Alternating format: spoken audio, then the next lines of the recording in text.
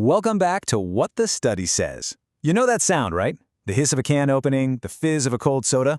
It's satisfying. But what if I told you that simple pleasure might be messing with your mood in a way you never ever expected?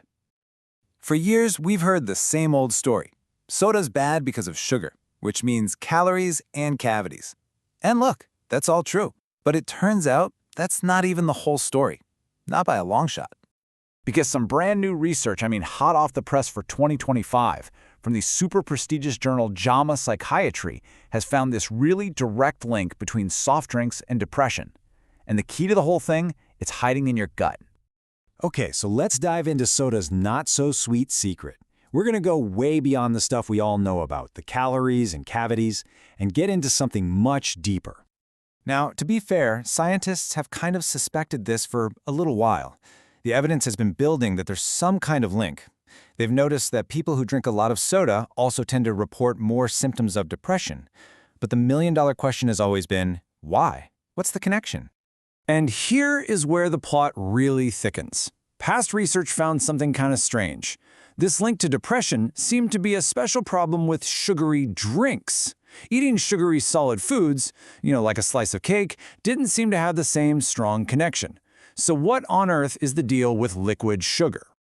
Well, to answer that, we have to talk about something called the gut-brain axis. And honestly, the best way to picture what's happening in your gut is to think of it like a garden. See, that garden is your gut microbiome. It's this incredible, bustling community of trillions of bacteria living in your intestines. And these little guys aren't just sitting around, they are working. They influence everything from how you digest your food to, believe it or not, your mood. And just like any garden, things can get thrown out of whack. If you start overwatering the weeds and starving the flowers, that whole delicate ecosystem gets unbalanced. And when it does, it starts sending out distress signals, kind of like little alarm bells, straight up to your brain.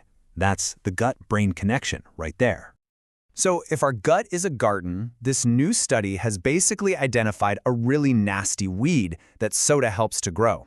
So let's meet the villain of our story. The prime suspect's name is Eggerthella. Now, having some Eggerthella around is totally normal.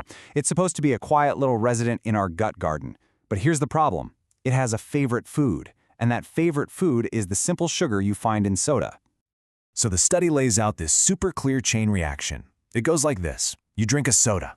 That sugar hits your gut and acts like a super fertilizer for Eggerthella.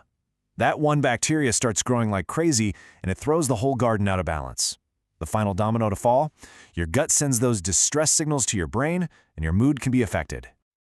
But wait, the story is not over, because the researchers in Germany who did this study, they found something that even they didn't see coming. A major twist that makes this whole thing way more specific.